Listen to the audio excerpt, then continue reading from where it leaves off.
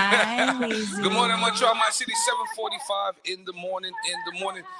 November 11th, Remembrance Day. We're celebrating modern day Black Battalion. We're fortunate this morning. He's very elusive. Don't do many interviews. We have Mr. Niemi. He's the Executive Director for CRARR. CRARR is the Center for Research and Action on Race Relations. Mr. Niemi, over 200 individuals on average. We resolve conflicts and complaints related to discrimination, harassment based on race, religion, gender, sexual orientation, and disability. So first, I want to thank you for that. You know, all the hard work that you do. 200 individuals each year. It's an amazing feat. I like to open up here because Vanessa, you don't know, Mr. Niemi is a big James Baldwin fan. So I want to open up this morning with a James Baldwin quote before I let you go, sir. So James Baldwin goes, not everything that is faced can be changed, but nothing can be changed until it is faced. I do it one more time for those in the back, sales. This is James Baldwin. Not everything that is faced can be changed, but nothing can be changed until it is faced. Good morning, Mr. Niemi. How are you doing, sir? Good morning. I'm doing quite well. Thank you very much. Man, I was looking at your bio. What a career you've had. You've held positions with the Commission of Health Quebec Human Rights from 91 to 2003. How does one kind of get into? I don't know. How would you title the work that you do? It's deeper than community work. You know, I tell people, Mr. Niemi, I tell people, Fo does the work in the rooms where we don't have access to. Yes. You're fighting the fight at a really, really, really high level. Well, you have to work with the system. Sometimes you work within the system as a way to reform the system. And I have been fortunate because we have to go back in time. With the 1980s, the 1990s were times of I call it the human rights decade. Yeah. There were a lot of things done in Canada. There were a lot of laws adopted, like the Employment Equity Act, and then up to the year 1995 when the Quebec referendum took place. I think that's when things started to go downhill, especially when it comes to equality and minority rights. And then 9/11 came along, and so we've been through all of that, and I think we've seen a lot of changes. We've steps forward, and then we've been moving backward on a lot of things, both here in Montreal and in Quebec, but not at the federal level. I think the current federal government, since 2015, has been very, very proactive and very, very concretely committed to a lot of these equality initiatives. I wanted to ask you here this morning, and it's a very simplified question. You've been around, a lot of tables with people that are opposite to us. Why don't they like us? You know what I mean? What is the general consensus? No, and I say this, what is the pushback for us to have equality? What's the pushback? We live in a place where our Prime Minister says there's no systemic racism. So if there's no systemic racism, why is the organization like CRARR? An organization like CRARR wouldn't be necessary, would it? Well, look, I think it's the morning show back here. We're trying to do work on the grounds. I think this organization started out in the 1980s because there was a recognition of a need that we need to combine both grassroots organizing, policy, and all the forms of advocacy in order to bring about change. Part of it is mobilizing people. Part of it is empowering people and help change people mentality. And we have to change the mentality and the mindset of the people who are most affected by racial and social injustice, because it's a form like how to undo the learned helplessness, right? People, when you become so hopeless, they give up. So everything we do, we try to empower and try to encourage. We try to give hope and restore pride, restore dignity. That's why a lot of our work involves women. In this case, Black women and Black children, because we think that women usually get things done. Hello. No, and also men too, but I think women have always stood as a sort of the foundation of the family. Across the cultures, the most undervalued work in the world is usually women's work, but usually people make it or break it thanks to the powers of women, the mothers, the sisters, the grandmothers, and even including the daughters. So we've been organizing a lot of people along those lines.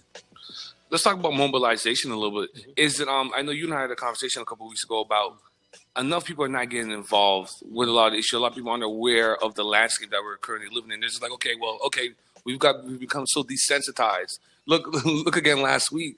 A young gentleman was handcuffed going to his car. When the week before, a Supreme Court was like, listen, we're gonna stop these little black stops that was happening. and it just keeps going on and going on. Like, as a black man living in this property, it gets kind of frustrating because every time you leave your house, you're like, I'm going to experience a high level of discrimination at least 5 times today. We live that every day. Sometimes it's a matter of choice. Some people live it, but they choose not to do anything about it because, again, learn helplessness, learn hopelessness. Yeah.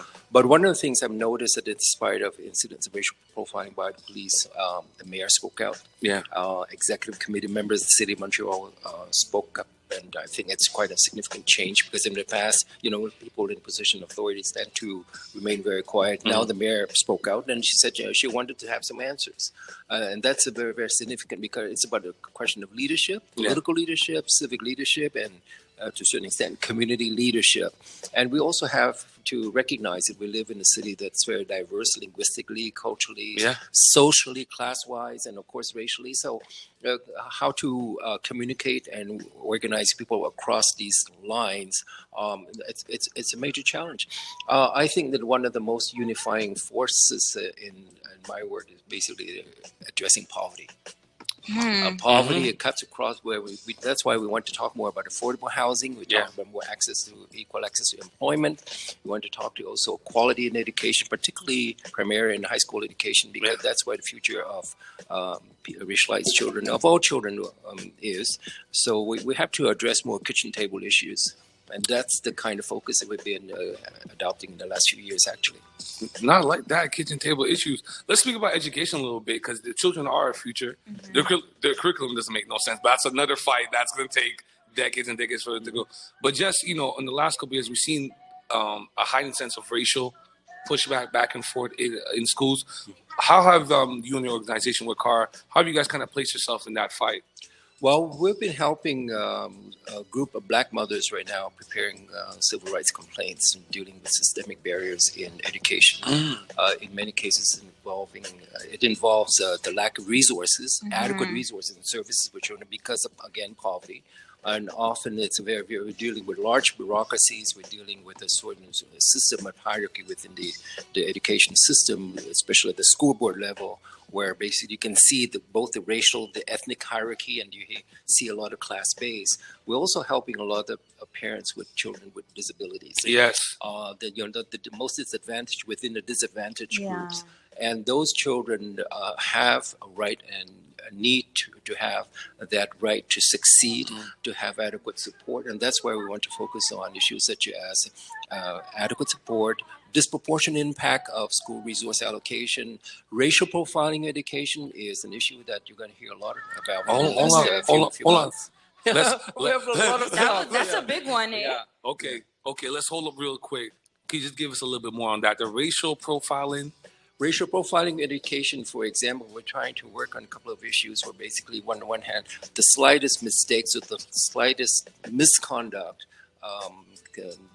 carried out by a black student usually involves a school reporting the child to youth protection. Yeah. A commission of inquiries and study have shown the disproportionate reporting of black children to youth protection. Yeah. And we want to break that. Our latest case is a black child, a biracial child as young as 3 years old, was reported youth protection. 3 years old? The mother was told about it, and at the same time she said, well, we already reported you to youth protection. So we want to challenge that kind of abusive and too automatic reporting of black children youth protection as an act of systemic racism. And that's the other thing we want to tackle also is the lack of resources for racialized children, especially in low-income neighborhoods, because we have to look at the issue of budgeting, budget allocation, and resource allocation, and those are the real systemic issues that are seldom discussed.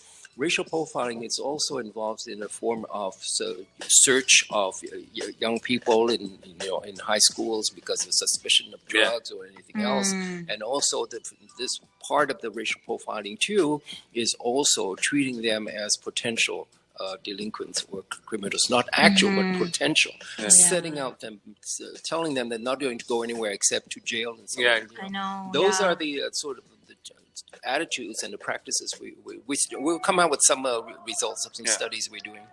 I don't know if you guys heard about it. I think it was a group of police that went to a high school. I was basically telling the high school, like, if you listen to rap, you're gonna go down, like, you're gonna go to jail. Hip hop and rap is the number one genre of music in the world. But see this indoctrination that they're trying to put into these young kids. That's right. You institutionalize the form of basically the young children are encouraged sometimes to succeed. Mm-hmm. But for racialized children, for poor children, they're encouraged not to succeed. Yeah, just survive. To fail or to go into low-skilled trades or low-paid positions. And we want to tackle that, but often it is related to where they live, the kind of housing conditions they have, and more importantly, the kind of support within the families that they have what they don't have. Oh man, beautiful stuff. Listen, Mr. Niemi, they're gonna put you on the Mount Rushmore, Mount Royal, right next to the crowd because him too. He needs a bus. Yeah, you need a bus. Cause you see, my personal way of doing it, it's not about me. It's about the people we help. But what made you get to this point within yourself where you're like, you know what, I really want to help people on this level? Because you're fighting a really intense fight. You're fighting a very convoluted fight. You're fighting a fight that not many want to take on. Not many have the mental fortitude to kind of put it together and see a vision or see foresight in there. Where does Mr. Niemi find motivation? Where do you find the wind to move your boat? Well, look, you have to have faith. You have to believe in what you do, and you have to have ideals to live up to. Mm-hmm. And partly you have to experience the pain. You have to experience the hardship. You have to experience also the oppression. Yeah. If you don't have the first-hand experience, usually you tend to look at it with very abstract, and you can change ideas one day to the next. Mm-hmm. In my case, I've lived through many of these things. I consider myself basically still disadvantaged at many levels, so I relate to people's pain, with people's insecurity. For example, right now we're helping a group of 40 Black and Arab blue-collar workers in Montreal North, and they have lived racism even until last week. They still did experience Imagine that. Working for the city, despite of all the big discourses on against systemic racism, they still live it. And very few community organizations rally to support them and to fight the battle with them. And we're there for them and with them and behind them. Well, listen, man, you have an open door policy at the Morning Detour. I already told you, send me the emails. I pass the message along. We're not even looking out for our blue-collar workers in the East End, and they work for the city. They work for the city. I thought Valley Pond said it was all good. I thought Valley Pond said we all kumbaya over here. We respect all cultures and genders. I see her dancing in videos. What's going on? And we see cases, look, in that part of the city, I mean, people are racially harassed, and they are now sort of pressured by the employer to sit down with the harasser and try to reconcile. Okay, this is still being done as of recent. We live in the Me Too era, where basically the harassed has to sit down and to be nice to the harasser. See? And the employer is not doing anything. How's that make sense? This is where my HR degree comes in. Exactly. Laws and policy are not applied. We play the role of the watchdog when we can. Yeah. And part of it is to support and to rally and stand behind many of these workers, because we also have to push the union to act as well, because a lot of unions, basically, when you cut down on the rhetoric in terms of actually what do you do to support workers of color, what do you do? Sometimes it's a blank page. Imagine that. Mr. Niemi, if you guys don't know, Executive Director for CRARR, Center for Race. Center for Research on Action on Race Relations. Let us know how people, if somebody's going through something, how could they get in touch with CRARR and the likes? The best thing is we don't have a lot of resources. They can just go find us on Facebook and send us a message. Love that. Because social media we get it's a social media, or they can call, leave a message. We'll get back to them. We are fortunate enough to have a lot of volunteers and interns who do a remarkable job working on these very difficult files. And we also have a few lawyers who are very, very dedicated and committed to we want to look at systemic issues. People talk about, for example, racial profiling in policing, but racial profiling also occurs in youth protection. We've been tackling racial profiling against Inuit children at Batshaw, the youth protection, English-speaking youth protection. We have to broaden the conversation, because we want to really put our fingers on where the real kitchen table issues are, and that have not been talked about. No, definitely. Please come back, Mr. Niemi, because there's so much more conversations that boy, you laid out like 20, 30 different issues. So good. I don't know how you sleep at night, Mr. Niemi. It was a beautiful day, man. Please come back to the show. And on behalf of everybody in our community, we want to thank you for all your hard work that you've done, because Lord knows it's not easy what you're doing. Over 200 cases a year. And I'm pretty sure it's more than that. Well, look, just like Whitney Houston used to sing, you have to believe. Amen. Right? You have to believe, you have to have faith, and you have to follow your heart. Man, we appreciate you. Moncho might say we're speaking with Executive Director Fo Niemi. He's Executive Director for CRARR, Center for Research Action on Race Relations. We appreciate you.